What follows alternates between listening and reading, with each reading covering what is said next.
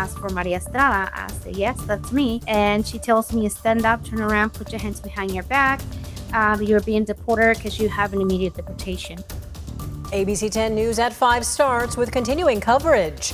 A Natomas mother who has lived in this country for more than 25 years was deported last week.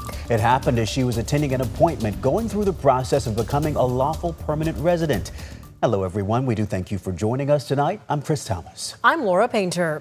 Maria de Jesus Estrada Juarez says she came to the U.S. when she was 15 and says she became a DACA recipient. Tonight, Sacramento leaders and the family is calling for her return to the capital city. They're calling her deportation a broken promise by the federal government to immigrants who follow the law. ABC 10's Roxanne Elias joins us now with the latest. Roxanne, what is happening right now? Well, Laura and Chris, support for Maria de Jesus Estrada Juarez is only growing louder. Sacramento City leaders stood outside the federal building demanding answers and calling for her return, saying her case sends a chilling message to DACA recipients who believed they were following the law. To demand the return of Maria to her home here in Sacramento.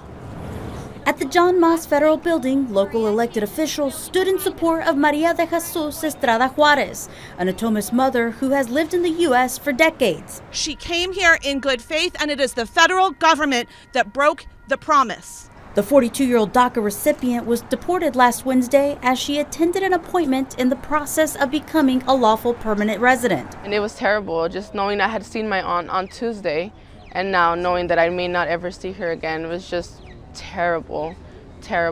Jeanette Gallegos is the niece of Estrada Juarez. She says her aunt was wrongfully deported and is now in Puebla, Mexico, although they were confident she was going to return home. She did, what feels to everyone right, paid her taxes, was a hardworking mother, was a DACA recipient. She went to school like I did and how others and you all have done. What has happened to Maria? Sacramento Vice Mayor Karina Telemantes also says the mother works for a hotel that is under contract with the city of Sacramento to provide services to homeless people. And she says Estrada Juarez has no criminal background and has done everything by the book. People are scared to speak up, but we do need people to continue coming forward so that we have evidence of it happening, so that Assemblywoman Krell and Senator Padilla and Senator Schiff can use these as examples of what's wrong in our country.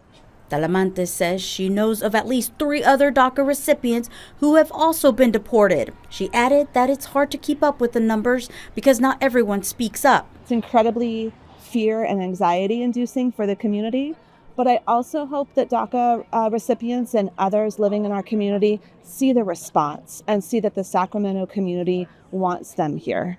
The Department of Homeland Security defends its actions, telling ABC 10 in a statement Estrada Juarez received full due process and was previously issued a final order of removal from a judge in 1998 and was removed from the United States shortly after. She illegally re-entered the U.S., a felony, saying that the final order of removal was reinstated when she was arrested last week. Gallego says her advice to DACA recipients is to not go alone to their court appointments. Go with a lawyer.